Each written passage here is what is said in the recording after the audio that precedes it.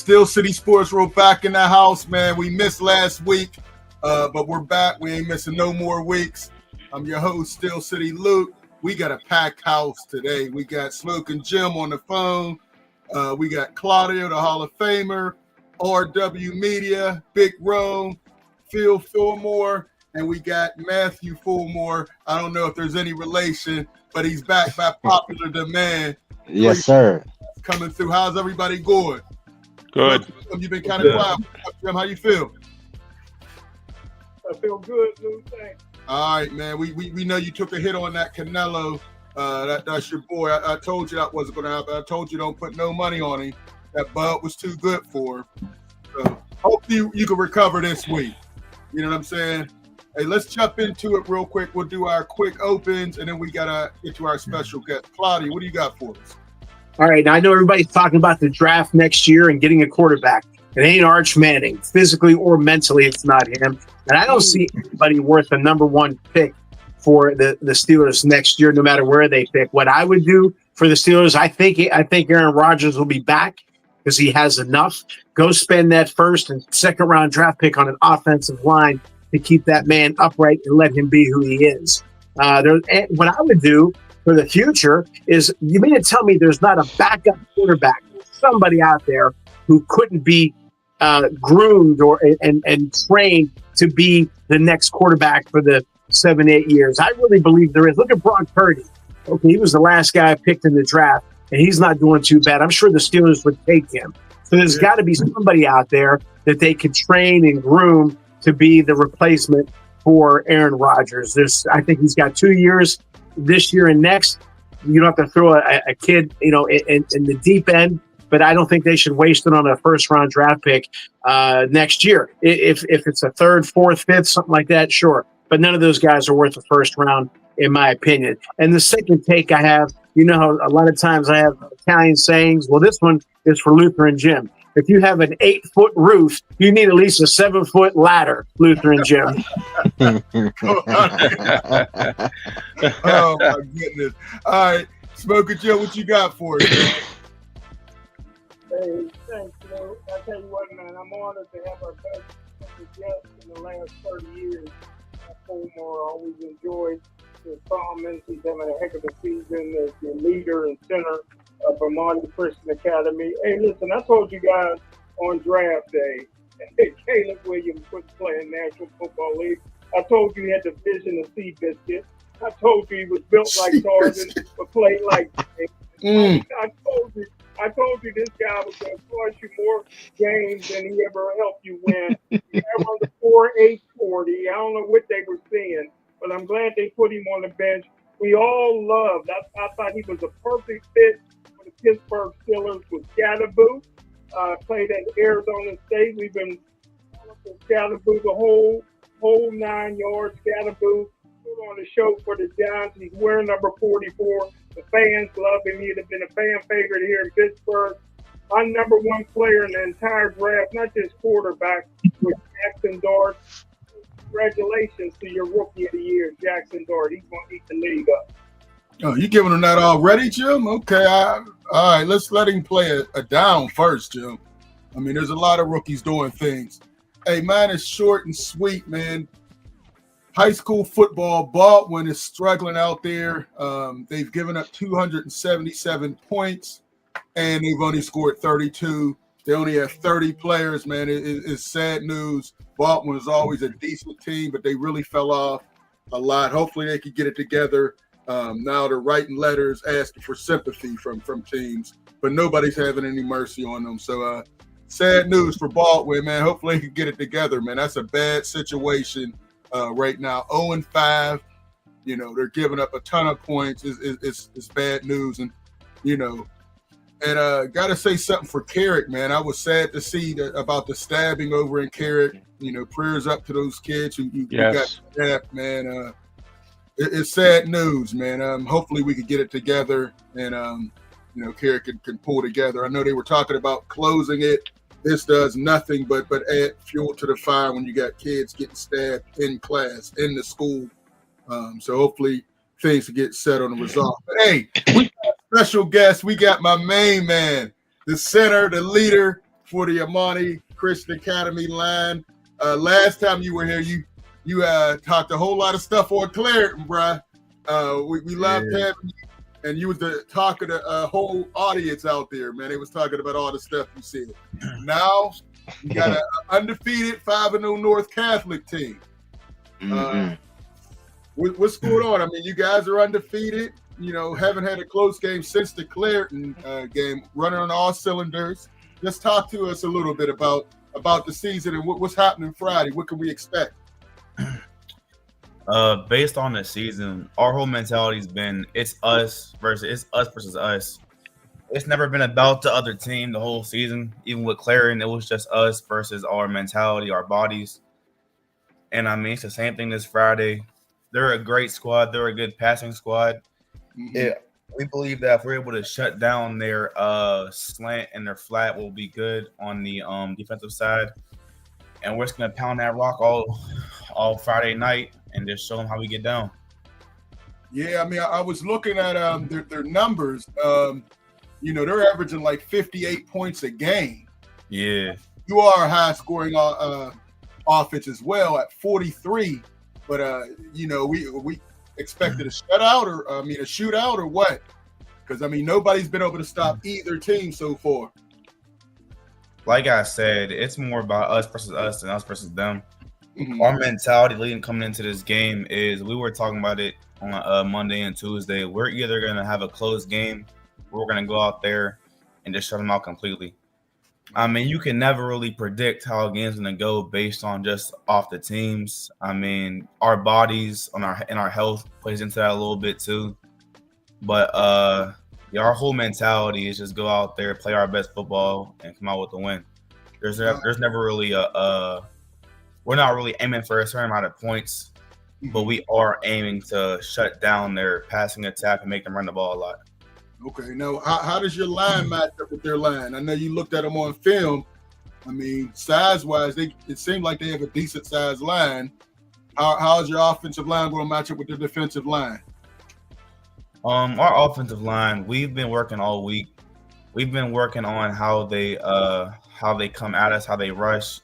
We believe that it's not a very tough or fast rush, but they will play it to the whistle and they will end up making a couple plays. But that's just football for real.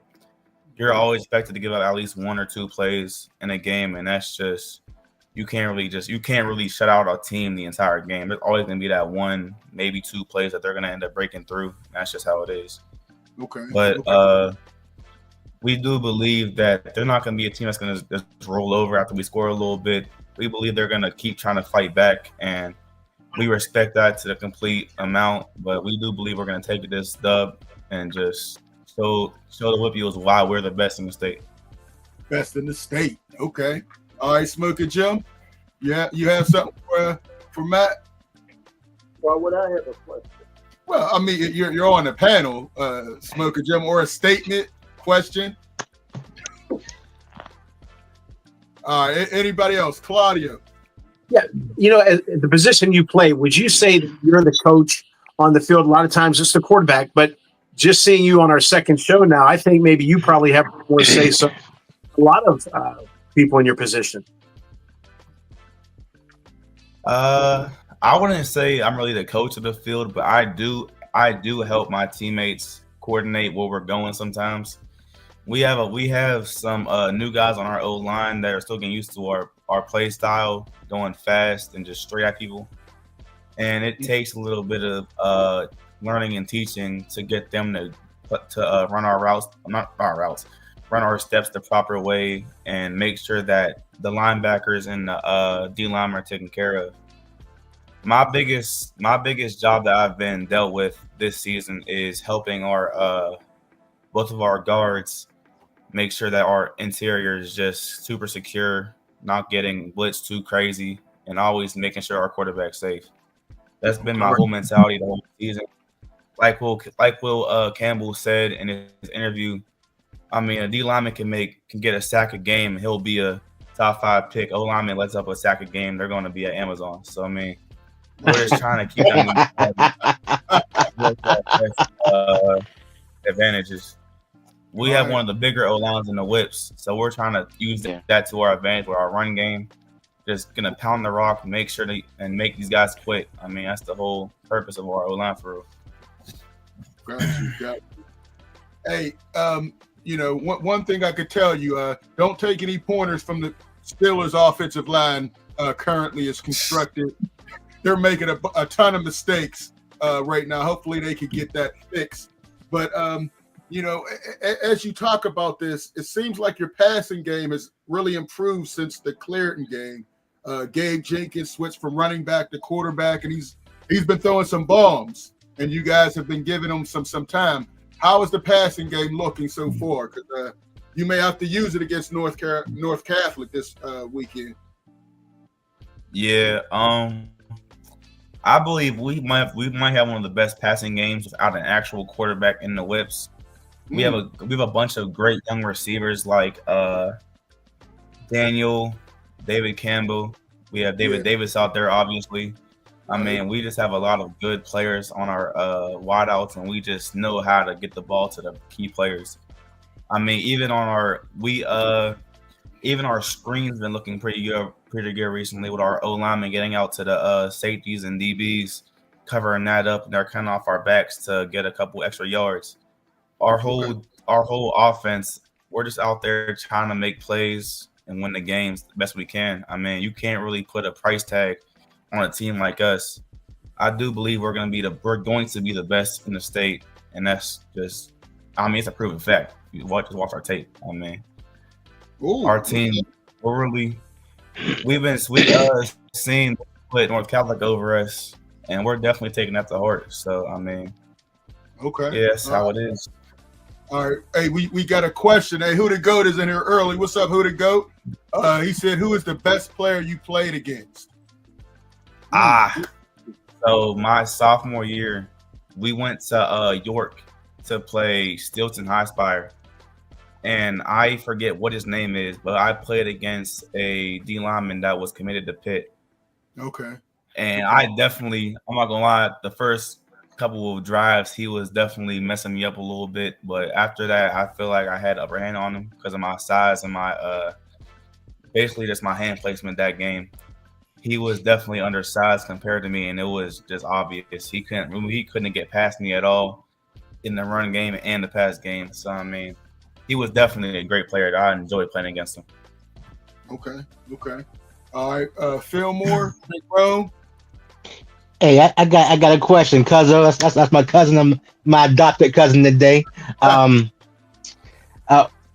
Since the Clearton game, what are some of the improvements y'all made on offensive line and defensive line?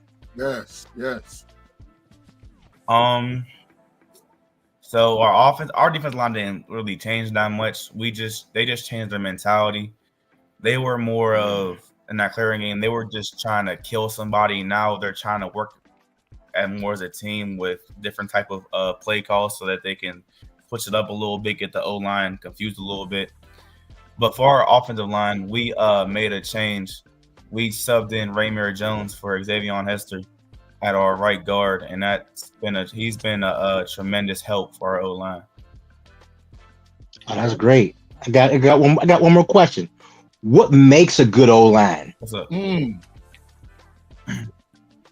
What makes a good O-line? I mean, I can say it's the coaching.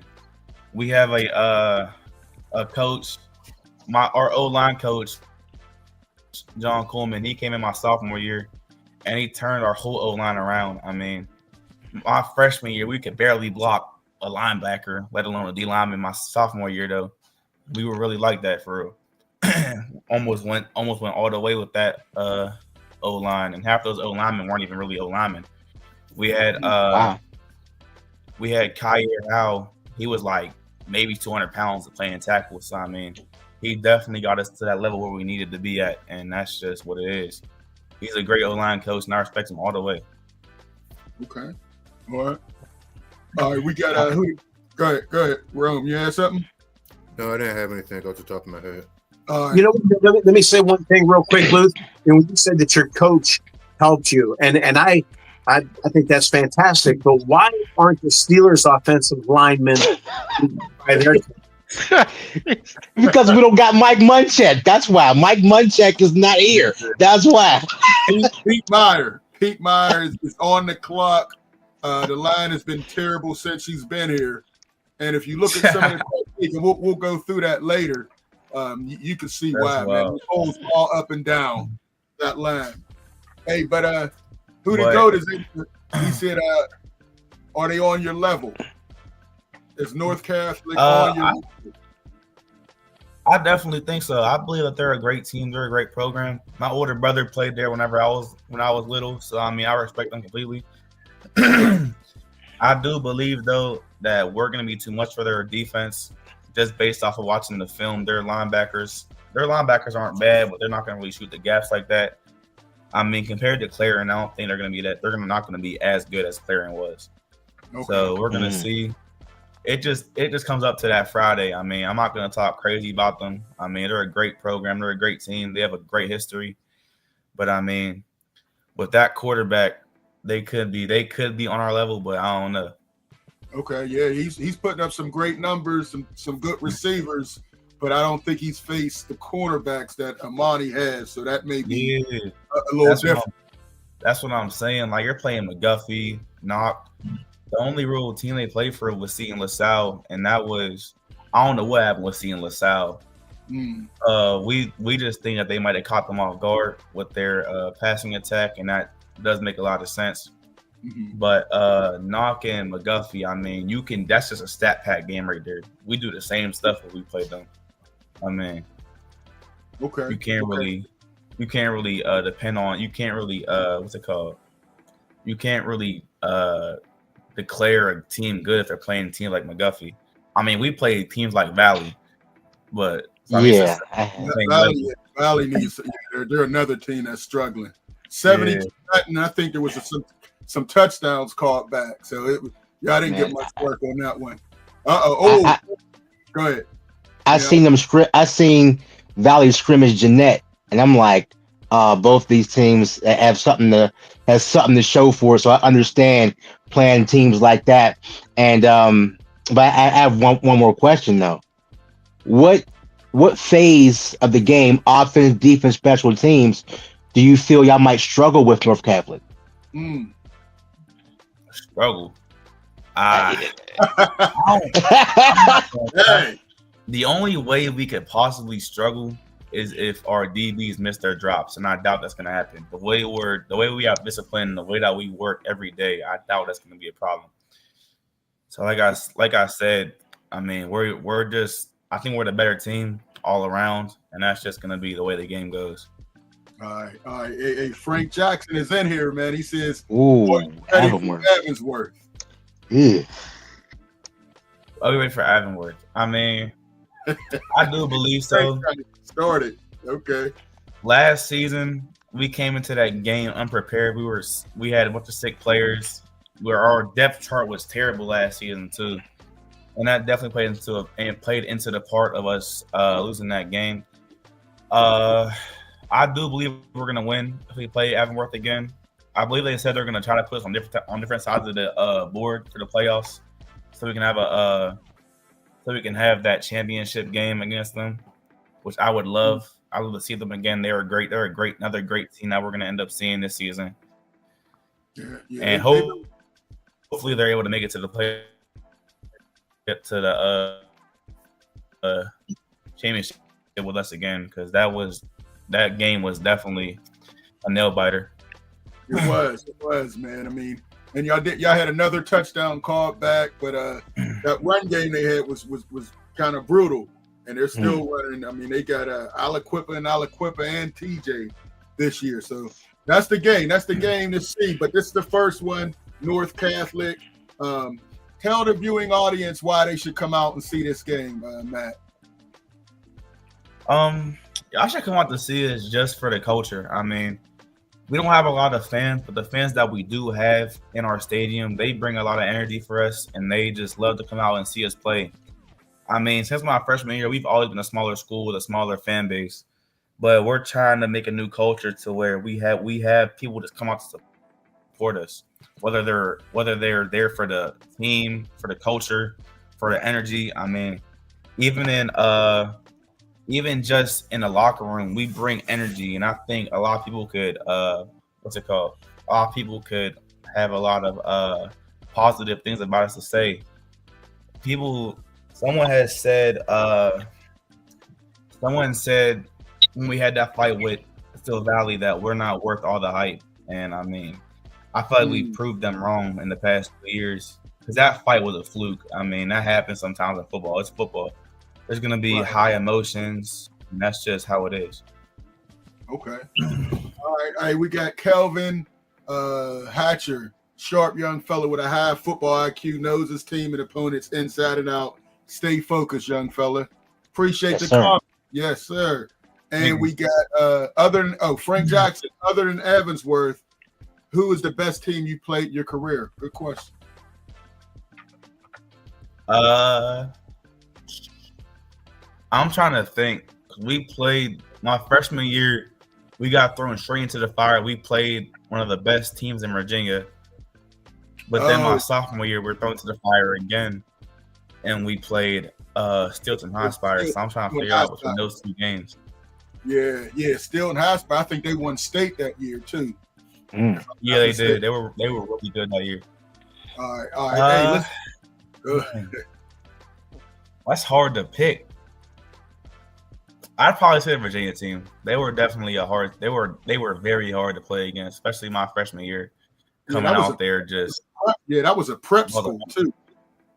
They were really. They're there to really do that. Yeah.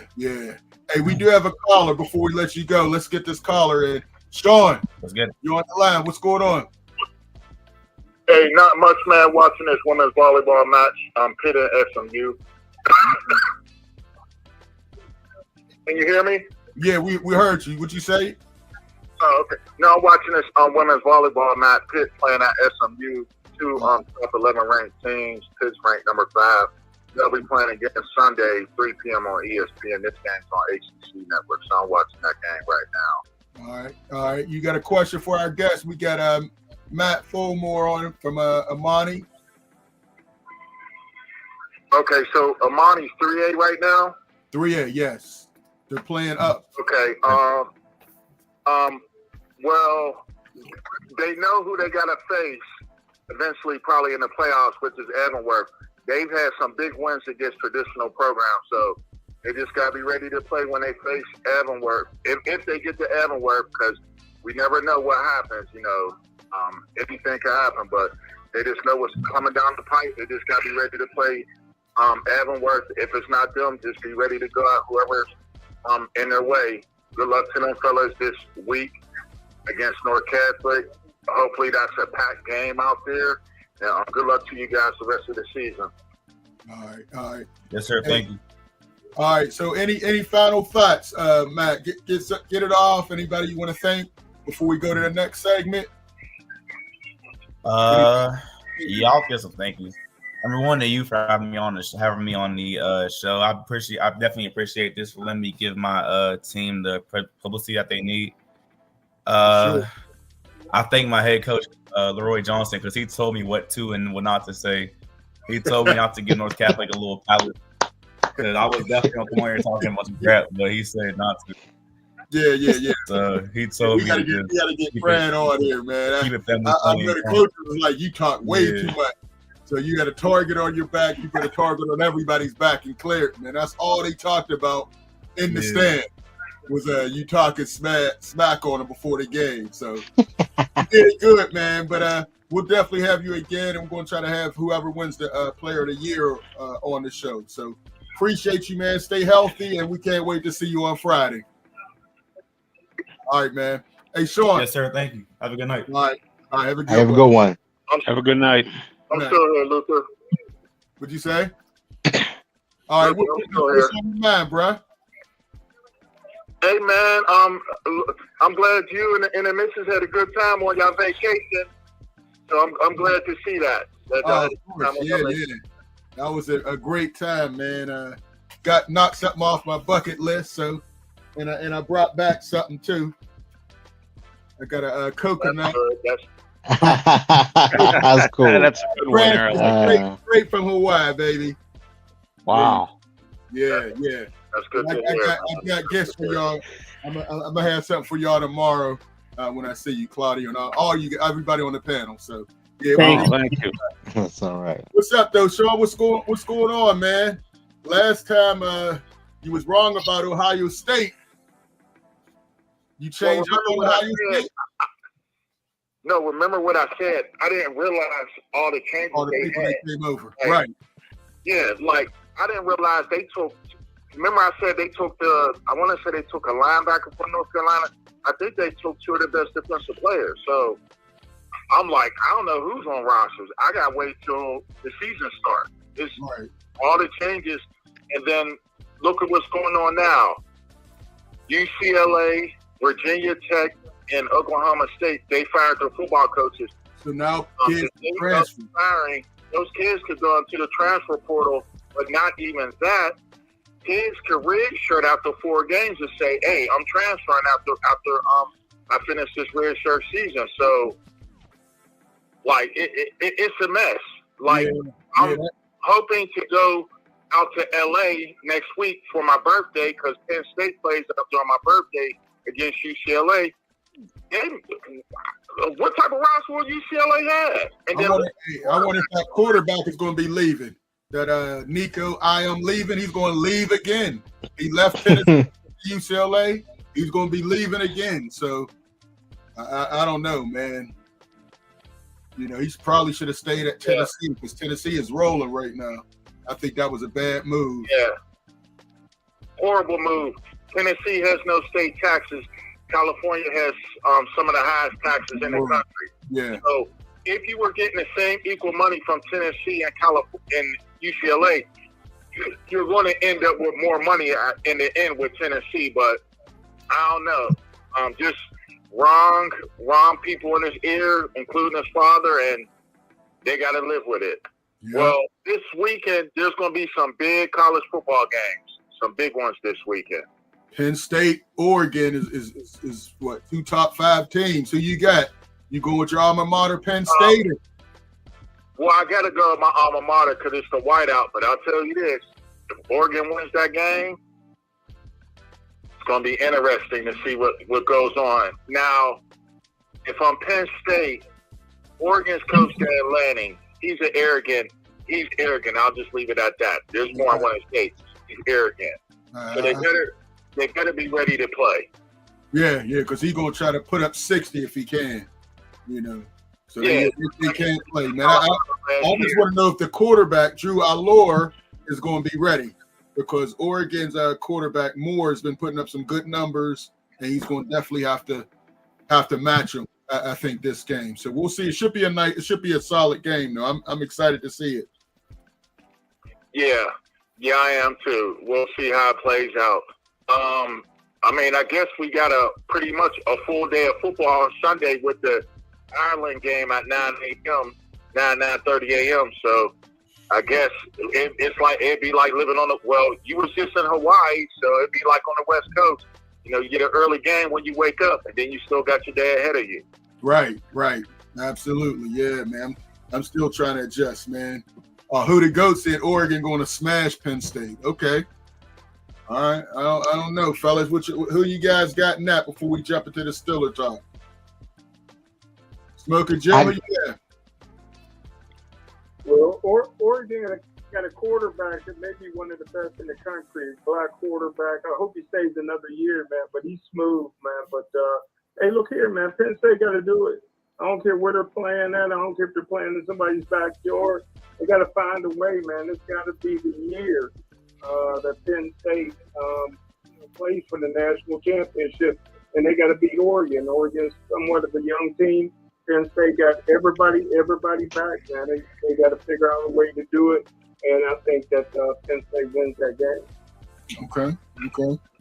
All right. Hey, Sean, you have anything else? We got another call. Anything else you want to weigh in on this as we jump into this? The only thing I'm gonna say is that if Aaron Rodgers could stay upright, Steelers got a shot. I didn't realize how bad the Steelers were in within the 20-yard line last year with Russell Wilson and Justin Fields compared to just Aaron Rodgers in his first 3 games. Yeah. They're 88% in the red zone with Aaron Rodgers, which is second in the league. Last year they were like 40. So, but it's in between the 20s is when they're having a problem. But once they get the red zone, Aaron Rodgers is getting it done. I mean, we'll see, man. But all right, Sean, appreciate the call, man. Okay, guys. Hopefully everybody enjoy the rest of your week. Enjoy your weekend, and hopefully the weather. See you. All right. Okay. All right. Let's see. Appreciate that. All right, let's jump right into this. Number to call, 412-530-5063. We always appreciate Sean jumping in. But let's jump into this. Let's do our reaction to last game. Steelers versus the Patriots. Finally won in New England. So let's start off with Big Ro. Your thoughts? We won the game, so let's just put that in the atmosphere, which is great. But I've seen so many deficiencies, especially on offense and our defensive line, and it gets disturbing after a while. Let's see. I think our O-line is just regressing across the board. Right. It's a sight to see. What we thought that was going to happen was that right side of the line was going to prop up the left side of the line. And it seems like our whole entire line seems to be regressing. When we run the ball, Warren is getting hit in the backfield, like almost every play. And that shouldn't be the case on any line that's going to take us anywhere in the playoffs. So that's a concern of mine as well. In the middle of our zone, especially on third downs, it's soft as a sponge. So I like the progress that we're doing, and word around the campfire is that we kind of switched up our defense this year, and that gives you a little bit of levity on why we're making mistakes that we shouldn't be on a team that's defensive coordinator hasn't changed in years, head coach who has their thumb on the defensive scale hasn't been anywhere for 20 years. So I'm hoping that's the case, and I'm hoping that it can improve with the amount of talent that we have. But for the first 3 weeks, it's just been dismal. The only good thing was that we only gave up 14 points. Yeah. We didn't give up 30-plus points like we did in the first 2 games. So there's some lights, some positive lights, but we still got some holes to clean up. I like the way we ran the ball when he didn't get hit in the backfield. But past that, we got some things to take care of. Also, for an end, our offensive line is the reason why we're not passing down the field. We're not giving him enough time to throw the ball down the field because he's always in perpetual fear of getting knocked on his behind. So there's some things that we got to shore up. I would love to see it. And it's going to be a tough call this weekend, but they did good. Just not good enough for me to think that we're going to go anywhere in the playoffs. Claudio? Well, Warren's the leading receiver. What does that tell you? The tight ends aren't being used, and that was the big thing. They had all these great tight ends. They're not being used properly. Freiermuth, I think he's on the field less than 60% of the time. So the running game isn't there. Roderick Jones, again, I don't know all the techniques and everything, but he seemed like he stood up more than he was crouched down. He didn't seem like he had any leverage. He's getting pushed around. People say he did better this week than last week. Well, maybe it's because New England wasn't as good as the Jets were, but I don't see him getting any better. Aaron Rodgers is trying to do everything he can, but like Rome said, and I said this at the beginning, you need an offensive line to keep that man upright, and you need the offensive line to help the running game, and it just isn't happening. They should have drafted offensive line or free agent offensive line or worked with these guys better, but it's not working, and I think it's only going to get progressively worse. The defense, again, they're number one in missed tackles. I think 18 a game, something like that. Okay, why is that? Because they're going for the splash play. They're going for the pick. They're going for the fumble. Yes, they did get 5 turnovers last week. Was it all them, or was it the deficiencies of New England? Maybe a little bit of both. But I just don't see them. And as far as Watt, you could have got somebody else a hell of a lot cheaper to do what he's doing. I don't think he did get a sack, good. But again, I just think I used to call him Dave Kingman. I'm calling the entire defense Dave Kingman. where they make the home runs. They're not consistent. They're not hitting 270, 280, 290, 300. They're just hitting home runs. That's great. But when they're playing a better team, they're not going to be able to do that. Those other teams, and Jim talks about Henry. Yeah, he had a tough week this past week, but I don't expect him to be fumbling like that. Well, yeah, they're going to beat the Cincinnati's probably. Since Burrow is. You mean this guy? He didn't fumble with every game. Butterfingers, man. Come on, man. Like they're not going deep. That's for sure. He doesn't have time to go deep. He still has the arm and the release and all that to go deep. Aaron Rodgers still has it. And finally, I like to see a team with an identity.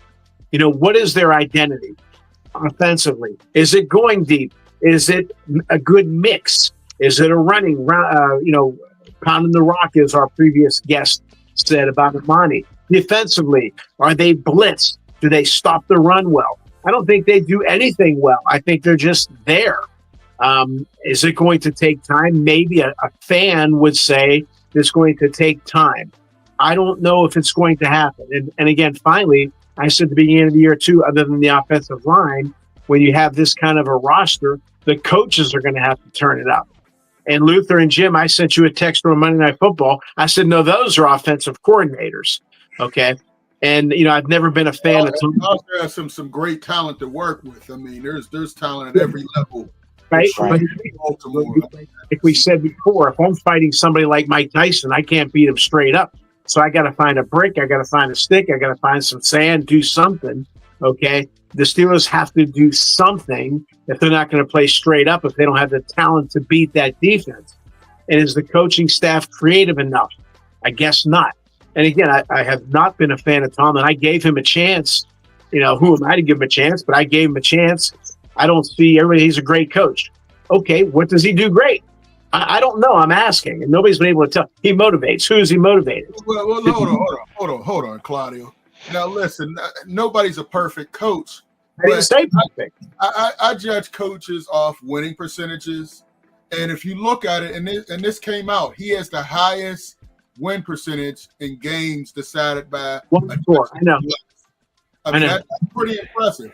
Usually that comes down to coaching when it's one play here or there. If you what does he do? What does he do to win those games? Or is it because of him they're only winning by one score? I don't know. I'm asking you. You can't have it both ways. I would say it's because of him. But what does he do? One, a lot of players want to play for him. A lot of the players that are here now I didn't ask that. What does he do to win those one-score games? He makes in-game adjustments. As you see, good defense. Offense. I'm just saying, I think he catches a lot of heat unwarranted. Yes, there's some playoff games. They should have done better. They should have gone further. But, I mean, people throw away. If he were to retire right now, he's a Hall of Fame coach. Right now. No questions asked. And people act like he's out here like a Brian Daboll who should have been fired years ago. That's not the case. They've been a solid team. They just came up short in the playoffs, which is not acceptable. But you can't throw everything and just say he's a terrible coach. That's not true. And I didn't say he's a terrible coach. I just said, help me out. Not you per se, but a lot of people said if you listen, that he's the worst coach ever. That's not true. I didn't say that. No, I'm not. I said not you, Claudio, but I'm saying a lot of people on social media who call these talk shows. That's what you hear, and that's not true. Does he have to clean up a lot of stuff? Yes, absolutely. But to say he's the worst and all that, as other people say, not you, Claudio, I disagree. And the facts and the stats say otherwise. The teams win. You know what you're going to do. I think Claudio is saying he's not special. That's right, because he said is Hall of Fame special. I don't agree with Claudio. Right. But that's why. All right. That's why I think he's saying. I think he's saying he asks like, what does he do to get these wins? Is he, So I'm getting from it. I don't want to put words in your mouth, but I'm hearing that you don't believe he's special. Absolutely. I'm saying, like, if you ask me what makes me the coach that I am, I know what the hell I'm talking about hitting wise, X and O's. I'll go up against anybody in the world when it comes to talking about hitting X and O's. I'll go up against anybody. And then now you have to have the team that wants to listen to you and the players want to listen to you. Special players, special people who can play. I just want to be educated as to what does he do. He was a defensive guy. Okay. What defensive schemes has he implemented? Obviously he has a big hand in the draft, and so on and so forth. I'm just saying, educate me. That's all. Right. Here's the thing. And you could take, for instance, Belichick, for instance. He was a great coach. But as soon as he lost Brady, what was his team doing? And before he got Brady. No doubt. No, but there's levels to it. So I understand what Claudio was saying on one hand. But on the other hand, we had a team that was built differently when we thrived. And when the NFL started changing the rules and we lost Roethlisberger, the way the Steelers go about it is that we don't ball everything up and start from scratch. So we didn't have an opportunity to say, here, we need to rebuild this team. But that's not how we run things here. And that might be a problem with him, and that might be a problem with the team. The fact that all these other teams who change coaches, who change personnel, they'll reuse them and they'll throw them out and they'll reuse them if they have to be. Pittsburgh is different from that aspect, that we try to win every single year. But we can't be Cincinnati, where we get a number one overall draft pick 2 or 3 times in a row. No, I'm here. We can't be who's the team we just played? We can't be a New England, because New England had to ball it up and start rebuilding. Yeah, they're in a rebuilding phase. So I think that in the next couple of years you will see something different, and I think that there's a weight that's put on Tomlin, because we try to win every single year to see that we're going to be somewhat special. We try to do it piecemeal, and if that's the case, you could blame that on him, because it makes it a lot more difficult for you to try to win every year as opposed to another team who is ready to just give up on everything, throw everything away, and start from scratch. Right. Hey, real quick. Go ahead. Finish it. My fault. No, I just think that once we get a quarterback, and I don't believe that we should go – I think that we should go draft a quarterback next year, because we don't know the crop that's going to be 2 years, 3 years, 4 years from now. We have to take our shot, because there's more viable quarterbacks coming out next year than we've seen in a long time. I don't know. I'm wondering, because outside of 2 or 3, I'm not sure. I mean, they said it was going to be a great class, but I'm seeing a lot of guys. But take that in the aspect of last year. All the draft picks that came out, they only thought that one was going to be good, and that's Ward. And everybody else was pushing away. No, Jackson was a first rounder, and a lot of people. They wasn't regarding him as a top 15 pick. If he was that good, he would have got drafted top 15. Hey, Ron, let me ask you guys a question. When I was growing up, let me ask you guys this: what was linebacker U? What school? Penn State. Penn State. Yeah. Where did the big running backs come from? Wisconsin. USC. Iowa, Wisconsin, USC. Yeah. Penn State. Okay. You said, what'd you say, Rome? Penn State. Penn State, Iowa. USC. John, I'm talking about, again, when you had OJ, Ricky Bell, Allen, and so on and so forth. But now, and Charles White, I can go on and on. Now, where is quarterback U today? Ohio State, maybe? Yeah. Well, a lot of those Ohio State quarterbacks aren't doing well at the next level. That's what I'm saying. But still, there isn't one audio that I can even think of. But they get drafted high consistently though. So you know what I'm saying? Like, they may not pan out great, but you can look around the league. You see Ohio State guys all over drafted high. They just don't do good in the league. Just don't translate well. Right. Exactly. Yes. Correct. Rome, whenever you said about drafting a quarterback next year, what about getting somebody who's a backup now with some talent? There's some guys out there that are young kids, 22, 23, that can still be groomed, that can still be turned into a great quarterback and do something. Don't waste it. I think that way. Hey, but real quick, we'll come back there. Let's jump to the phone lines real quick. Caller, say your name, where you calling from, because we'll run out of time. Yeah, this is LD. Hey, what's up, LD? And I heard you all talking about Coach Tomlin, and I had to call in. Tomlin, when they had Big Ben, at the beginning, Big Ben was a good player. He helped them win games, and then he suffered an injury, and he was never the same. And I think the Steelers, number one, kept him playing quarterback too long, and that set them back a whole lot of years in terms of trying to win a championship. What do you guys think about that? I think you're right on that, LD, but I'll tell you another thing, too.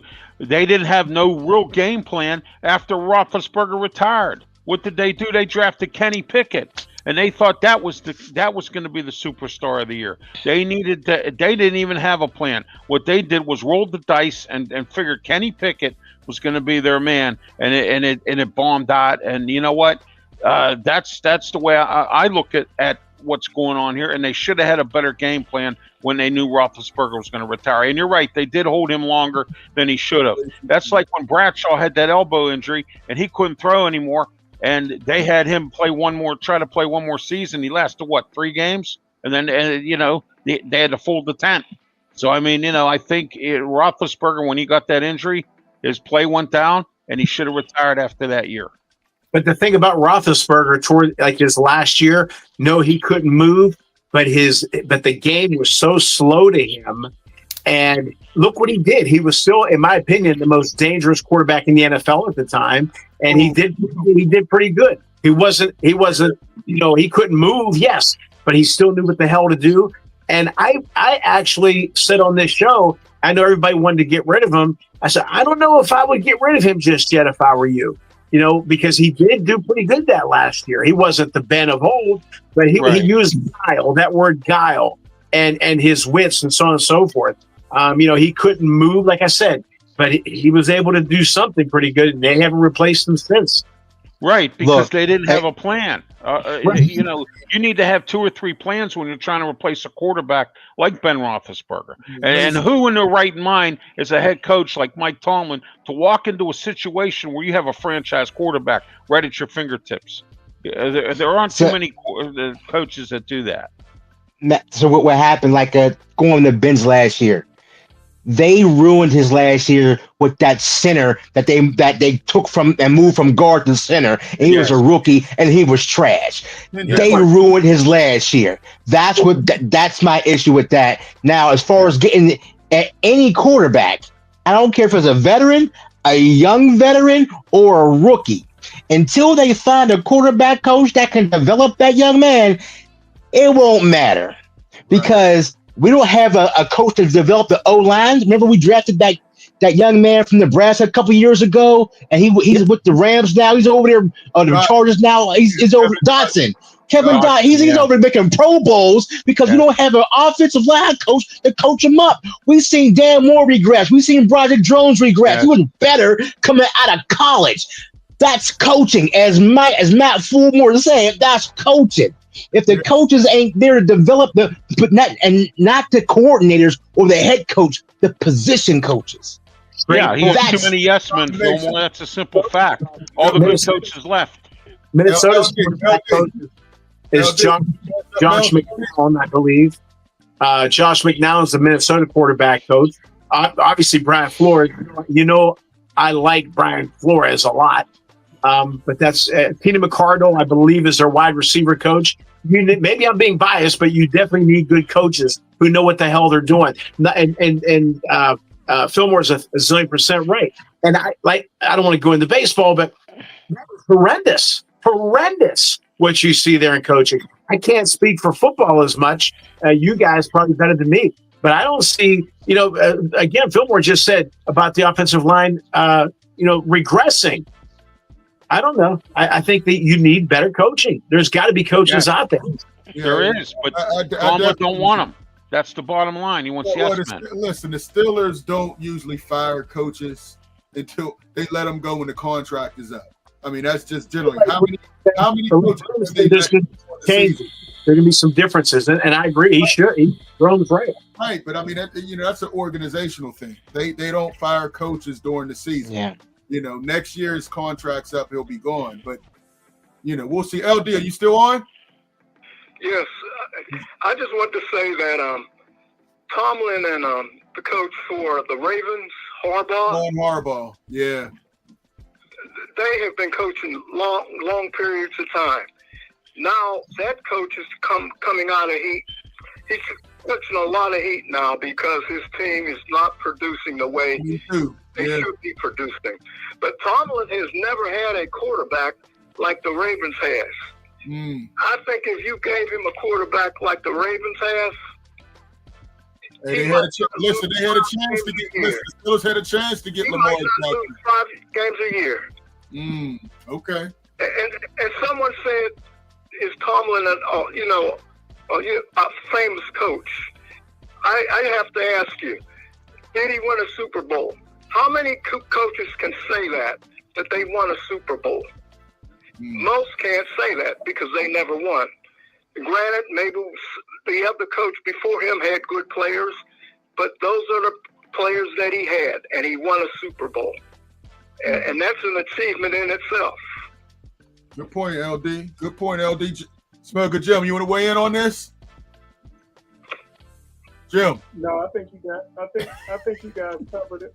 It's the most quiet I ever heard, Jim. Hey, LD, appreciate the call. Anything else? Luther, don't forget about him. Right. I try to bring him in, and he doesn't want to talk. It's because Canelo lost. That's all. Right. He's still crying about Canelo. LD, appreciate your call. Okay, thanks.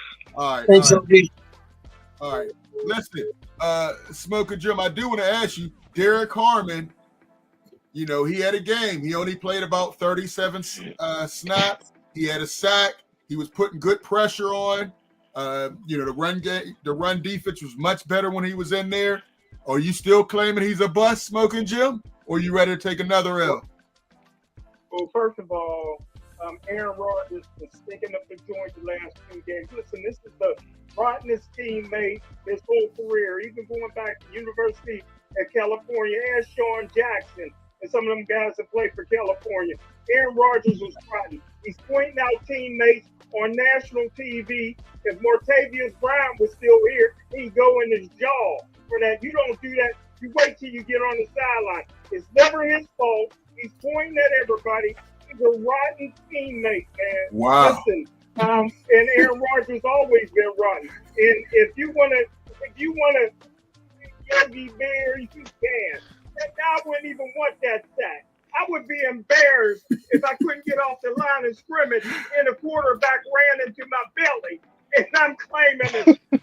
Listen, the New England Patriots dominated the second quarter. They dominated the third quarter.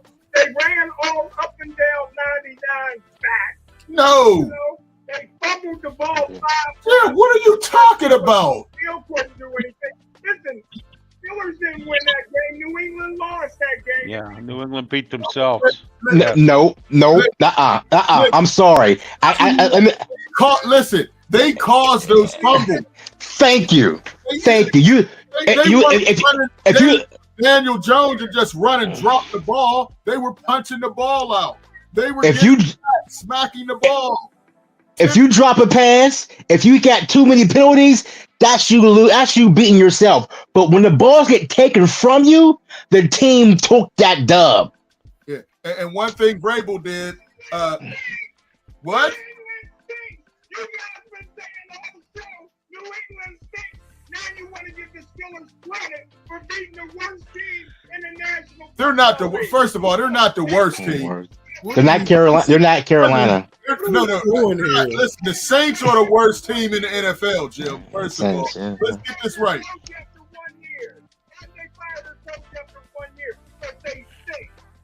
Oh gosh, listen. As you said, he he's a black coach. He only gets 1 year. Is that what you say, Jim? If you don't win 6 games, he's getting fired. Here's my thing, Jim. The Patriots aren't a great team. They're going to win maybe 6 or 7 games, but they do have some talent there, and they dominated most of that game. But the Steelers made key plays at key times. You were the main one. Pardon me? Drake May is a good yes. Oh my! They picked up a Super Bowl champion, Williams, from Philadelphia Eagles last year.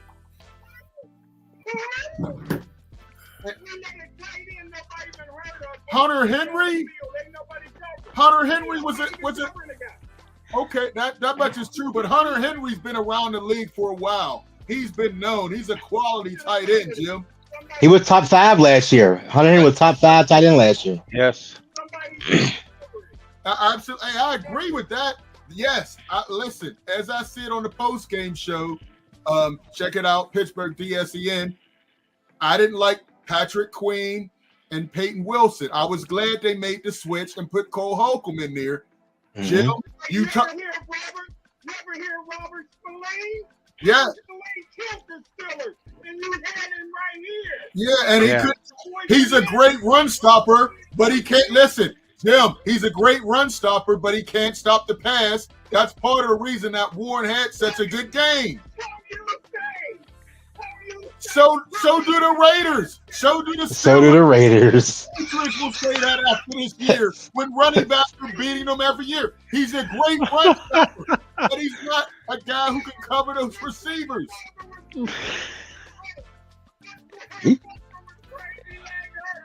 Hey.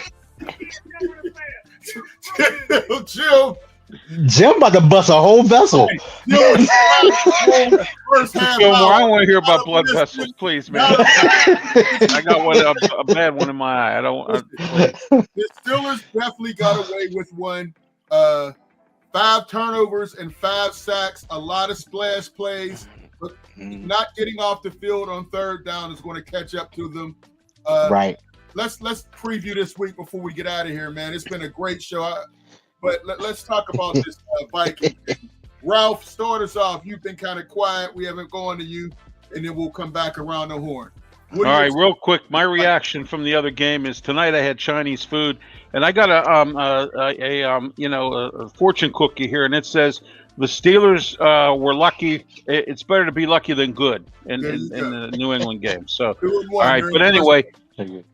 This game against Minnesota is going to be interesting because are we going to see a good Carson Wentz or a bad Carson Wentz? Because he is now their starting quarterback. J.J. McCarthy is hurt, and I like Brian Flores, as Claudio mentioned. His defense is tough. We're going to find out what Aaron Rodgers can do against this defense and this offense. Can they handle Minnesota? You got Javon Hargrave over there. So, it's going to be a tough game. Steelers are still missing Hargrove. Yes, they are. And now Minnesota has him, and he has a good defensive coordinator over there. And Brian Flores, you got a good head coach, and Kevin McConnell, who is a very good quarterback type coach, and he's got Carson Wentz playing at a high level right now. I know it's against the Bengals, and a bad Bengals team right now is a bad offensive line like they always do, and they have a backup quarterback in there, but still. They beat the Bengals to right in on their own home. I believe that was at Minnesota that game. But anyway, it's going to be a tough game. I'm going to say Minnesota 20, Steelers 14. All right, Claudio, your thoughts? Very quickly, in boxing, what do they say? It's a bad matchup, right? And I'm going to say this is a bad matchup for the Steelers on a lot of facets. I'm going Minnesota 30, Pittsburgh 19. Give up another 30-point game to Carson Wentz. That's bad news. Okay. All right, Big Rob. They got a nice and Steelers have a tough time against good tight ends. Hey, not only that, Jordan Addison is off. Is back, yes. Unfortunately, it would be this game that he comes back. So him and Justin Jefferson, that's one of the most dynamic wide receiver duos in the game. So it's going to be tough to stop. But Joey Porter, it looks like he's going to be back, and it looks like Elliott's going to be back, and Highsmith, he's always hurt. So He's done. He's out. Hype is out. Yeah. They might trade him before the season's up. Can't help the club if you're in the tub. Absolutely. Big Rome, your thoughts? I think that for all of our arguments about coaching this, coaching that, this is going to be the week where we have coach versus coach. And it'll be interesting to see if we can out-coach them. I think it's going to be difficult. Woo. And one thing to think about is that Minnesota, I believe, if they're not already over there, they're going to be over there soon. Mm-hmm. Pittsburgh waits until the last minute for every trip that they go overseas. And I don't understand the concept of why they do that when you got to get your body adjusted. Like my man Luke have to get his body adjusted from being over the way for a couple, you know what I mean? So That's they're right. going over there That's to play one game and have to get their body adjusted to that time schedule. I don't know why the Steelers do it, but I think that I have Minnesota winning this game 24-17. Okay. All right, Fillmore, what you got? Then Jim, we coming to you. Man, I agree with your analysis, especially on the travel. I hope Mike Tomlin learned from the last time he traveled over there and got shellacked by the Vikings over there. I don't know if they went to Germany or whatever, but they went over there in Europe. So they better learn. They need to. With Hawkinson, Addison, and Jefferson, it's hard to contain that, you know. Now Jordan Mason is a starter talent at running back, even though Aaron Jones is out. Okay, I follow the Niners. Last year, he replaced McCaffrey very well. Yes, he did a great job. And Highsmith, he's actually our best run defender. And he's out. He sets the edge on that side better than everybody else. Nick Herbig's too light in the pants, and Sawyer's too young. So I'm going to say 2017 Vikings. All right. We got Daddy Kingslayer. He said, I think the 4-touchdown blowout. Still man. Okay. Glory Penn, thanks for the show. Thanks for tuning in. And we got my man Kevin. Vikings 27, Steelers 20. Vikings pull ahead in the second half. Steelers make some noise, maybe at a time, but Vikings defense more balanced offense make the difference, okay? And they get Addison back. Man, yeah, I kind of think this is going to be a tough one for the Steelers. Unless they can get Carson Wentz to turn the ball over like what's got them kicked out of Philadelphia, I don't see them winning. I think Jordan Addison's going to be a problem. Justin Jefferson, what kind of defense are they going to get? I think I am going to go Minnesota wins this one 24-20, unfortunately. I just don't think the Steelers' offense is in a place that they can handle a Brian Flores defense. He's going to have all kind of exotic blitzes, and Isaiah Rodgers is on fire over there for him. He had 2 touchdowns on the defensive end. I think they do take a loss on this one. Smoker Jim, close us out. Your thoughts on this game? Well, I told you 3 years ago that it would be a bust of a draft if Steelers didn't take Jordan Addison, and I'm glad you finally agree with me. We still need a second wide receiver. Listen, Claudio said it best. The coaching staff, top to bottom with Minnesota, is superior. Outstanding coaching. I think they got a better quarterback. Look, J.J. McCarthy couldn't play in college. He played 7. He's a winner. 7 of the 8 worst quarters in National Football League history. He deserves to be on the bench. I tell you what, man, they got a veteran quarterback in there. They got weapons. But the Pittsburgh Steelers got a soft and cheesy defense that's turning into a bend but don't break defense. They're the richest defense in NFL history. So I'm going with the Pittsburgh Steelers. Got to score in the 30s to win. 34 Pittsburgh, 33. Thank you. Ooh, a shooter. Jim's back to his high-scoring games, Claudio. No, I hear that. 30. I thought he was from Minnesota the way he was heading. See? What'd you say, Claudio? I thought he was heading for Minnesota the way he was talking. Hey, that's what I thought, too. Hey, but hey, I want to thank everybody for tuning in, man. I want to thank Matt Fulmore. Make sure you check out Amani. We're going to be there. We're going to hand out another trophy this Friday. Game of the week. I'm telling you, both 5-0. I'm excited about it. Come see some top talent, man. They have 4 guys that are going to be playing at the D1 level. So I'm excited, man. Kevin, hey fellas, great show, great YouTube. Certainly impressed. Keep it going. Thank you, Kevin. Hey, Luther, real quick, who promotes high school football and covers it as extensively as you do? As us. No, I don't think anybody does it like we do, man. We're going to keep going, and I'm excited, man. I think we covered the 2 teams that are going to win a Whippeal, Clareton, hopefully Amani, but we'll see. We'll see what happens, man. But in that being said, for Claudio, Fillmore, Ralph, Big Rome, Smoking Jim, check us out on the website, SC Sports World. You see scrolling down there. And, come see us Friday. And check out Sports Corner Saturday at 2 o'clock, our radio show as well. Check you out next time. Peace.